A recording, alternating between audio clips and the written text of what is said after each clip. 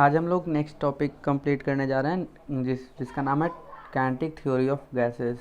तो kinetic theory of gases एक अलग सा चैप्टर ही है, थर्मोडायनेमिक्स में आगे हम लोग को पढ़ना है, बट यहाँ पे हम लोग उसका एक क्या कह सकते हैं शॉर्ट फॉर्म में उसका देखेंगे काइनेटिक थ्योरी ऑफ गैसेस क्या कहता है। तो ये क्या कहता है, kinetic theory of gases, gas कैसे बिहेव करता है, उसका कैरेक्टरिस्टिक्स कैसा होता है, उसका प्रॉपर्टीज़ क्या किस चीज़ पे डिपेंड करता है, इसके बारे में हम लोग को इन्फॉर्मेशन देता है। तो ये कहता है कि गैस कैसे एग्जिस्ट करता है, हर चीज़ के बारे में, गैस कैसे एग्जिस्ट करता है, गैस बिहेव कैसे करता है, वो उन सब के बारे में जो हम लोग को इन्फॉर्मेशन देता है, वही थ्योरी को हम लोग कहते हैं काइनेटिक थ्योरी ऑफ गैसेस। तो क्या है ये? It gives us all the characteristics of an ideal gas. ये आइडियल गैस का हर कैरेक्टरिस्टिक्स के बारे में बताता है कि आइडियल गैस कैसा है, वो कैसे बिहेव करता है। तो देखते हैं सबसे पहला क्या है। Ideal gases consist of very small small particles, वो एटम्स या मॉलिक्यूल्स कुछ भी हो सकता है, विच always remain in random motion, जो कि हमेशा मोशन में रहते हैं। मैंने आपको पहले भी ये बात बता चुका हूँ कि गैस का जो पार्टिकल है वो हमेशा मोशन में रहता है, कभी भी कहीं भी रुकता नहीं है वो। तो ये पहला प्रॉपर्टी क्या कहता है इसका कि ideal gas consist of very very small particles, atoms और molecules which always remain in random motion, जो हमेशा मोशन में रहते हैं रैंडमली, कोई भी फिक्स्ड पाथ पे नहीं कि इसी पाथ पे करेंगे, रैंडमली कहीं भी वो घूमते रहते हैं इधर उधर। दिस रैंडम मूविंग, दूसरा है कि this random moving particles keep on colliding with each other. बोल रहा है कि ये जो मूविंग पार्टिकल्स है वो एक दूसरे से टकराते रहते हैं। अब एक कंटेनर में अगर बहुत सारा चीज़, जैसे एक रूम में अगर 5-6 लोग भरे हैं और चार सब एक दूसरे मतलब सब ऐसे ही इधर उधर दौड़ रहे हैं, तो एक दूसरे से टकराएंगे ही। तो उसी तरीके से अगर गैस का भी होता है कि गैस का पार्टिकल जैसे ही इधर उधर घूमता है, इधर उधर चलता है, तो वो एक दूसरे से टकराता है और दीवार से भी टकराएगा। अब आप दौड़िएगा रूम में तो दीवार से तो टकराना ही है, नॉर्मल सा बात है ना। तो वही बोल रहे हैं यहाँ पे कि जो एक दौड़ते मतलब वो रैंडम मोशन करते हैं, वो जो गैस पार्टिकल्स वो एक दूसरे से टकराते हैं और दीवार वॉल्स ऑफ कंटेनर से भी टकराते हैं। तीसरा तीसरा क्या है कि all the collisions are considered perfectly elastic. बोल रहा है कि जितना भी कोलिजन होता है सारा परफेक्टली इलास्टिक होता है। परफेक्टली इलास्टिक का क्या मतलब होता है ये आपको फिजिक्स में पढ़ना है, पहले मैं सिंपली यहाँ पे बता देता हूँ कि देखिए यहाँ पे हम लोग 3 तरह का कोलिजन समझ सकते हैं। जैसे हम एक 2 बॉल का एग्जांपल लेते हैं, एक ये बॉल है और एक ये बॉल है, ठीक है। तो अगर ये बॉल इधर गया और इससे टकरा गया तो क्या होगा? 3 कंडीशन हो सकता है। पहला कंडीशन क्या होगा कि जितना दोनों का इक्वल मास है, ये भी एम है ये भी एम है, तो पहला कंडीशन क्या होगा कि ये इधर से गया इससे टकराया और ये चलने लगा और ये रुक गया। हम लोग कंचा खेलते हैं बचपन में, कई लोगों ने देखा होगा कंचा खेलते, तो कंचे को जब एक से मारा जाता है तो वो एक कंचा रुक जाता है और दूसरा आगे चला जाता है। तो एक होता है, ये होता है परफेक्टली इलास्टिक। परफेक्टली इलास्टिक का मतलब होता है कि कोई भी एनर्जी का लॉस नहीं हुआ है और कोई भी मोमेंटम का लॉस नहीं हुआ है। मोमेंटम का भी लॉस नहीं होता है, एनर्जी का भी लॉस नहीं होता है। No momentum and energy loss, momentum loss zero और एनर्जी लॉस भी ज़ीरो होता है, मतलब कोई भी एनर्जी या मोमेंटम का लॉस नहीं होता है यहाँ पे।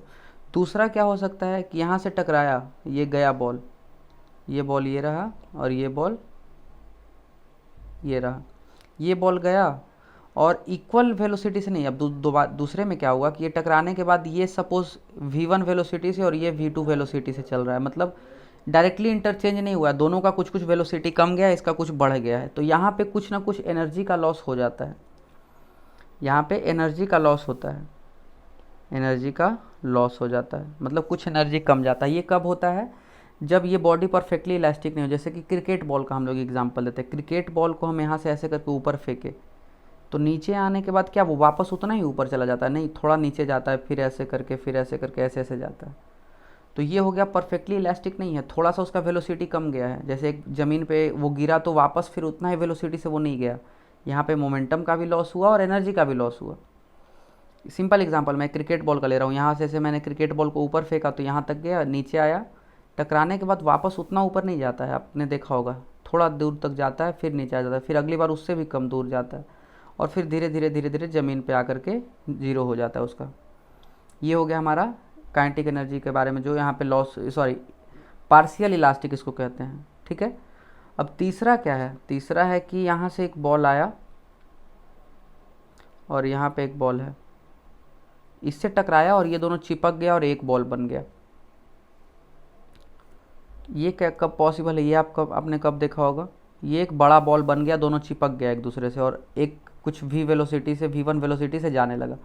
यहाँ से v वेलोसिटी से आया और ये इससे मतलब चिपक गया और v1 वेलोसिटी से जाने लगा। ये आप कब देखे होंगे? तो सपोज़ एक मिट्टी का आप गीला मिट्टी उठा लें, गीला मिट्टी जो हम लोग बरसात बारिश के मौसम में गीला मिट्टी होता है, उसका एक गेंद बना ले, बॉल बना ले और उसको दीवार पे मार दें। तो ये जो दीवार है, अगर ये बॉल मिट्टी का जो बॉल है इसको दीवार पे मारेगा तो दीवार पे जाके चिपक जाता है।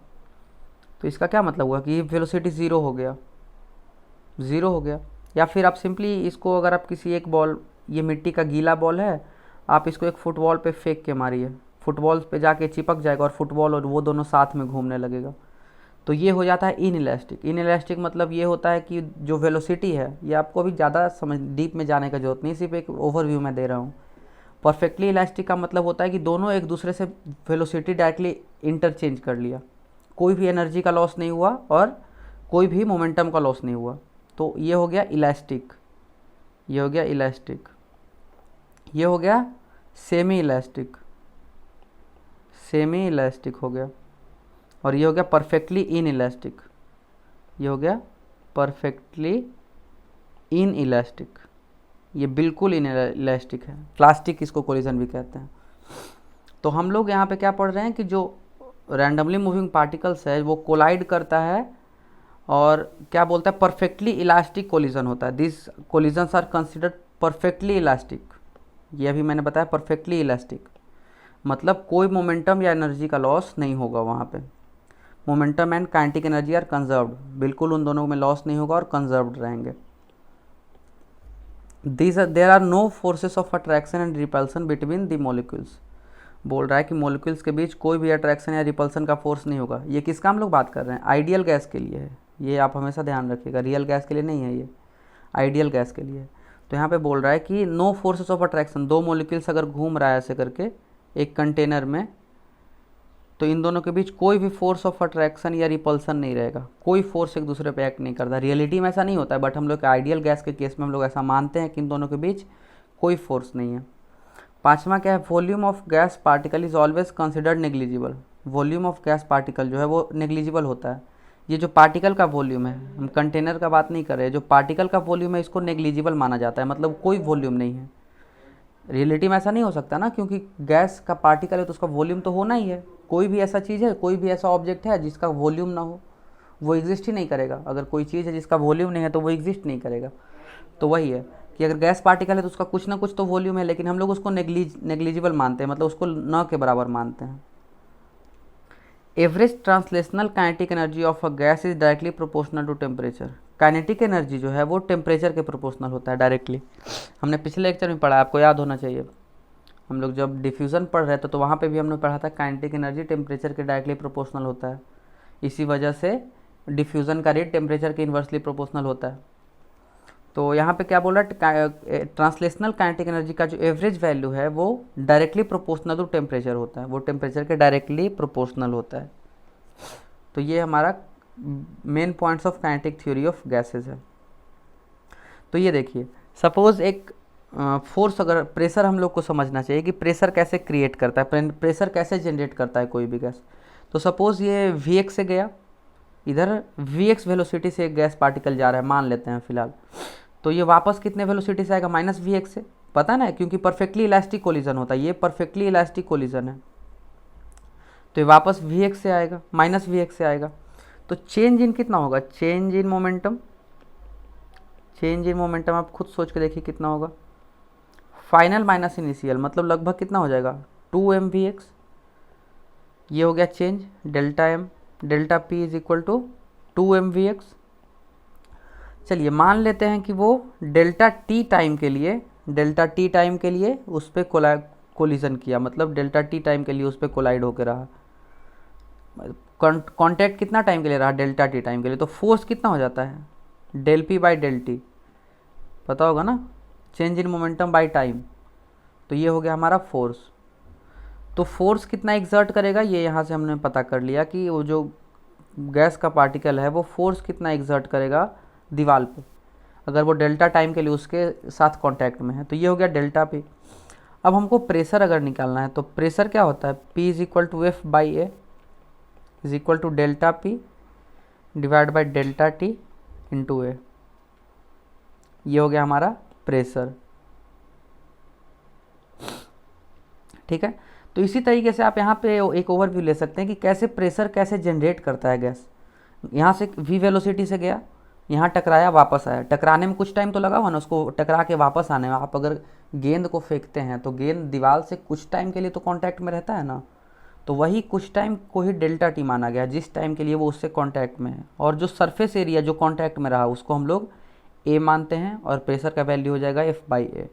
तो एक गैस का इतना प्रेशर हो गया, तो जितना गैस है सबको मल्टीप्लाई करके हम लोग प्रेशर निकाल लेते हैं। तो ये काइनेटिक थ्योरी ऑफ गैस है कि वो कैसे प्रेशर एक्सर्ट करता है। कोलिजन परफेक्टली इलास्टिक होता है। परफेक्टली इलास्टिक मतलब जिस वेलोसिटी से गया है दीवार से टकरा के उसी वेलोसिटी से वापस आ जाएगा। और क्या बोल रहा है कि जो वॉल्यूम ऑफ पार्टिकल है वो नेग्लिजिबल माना जाता है। जो वॉल्यूम ऑफ पार्टिकल्स है, जो गैस मॉलिक्यूल्स या एटम्स का जो वॉल्यूम है उसको नेग्लिजिबल माना जाता है।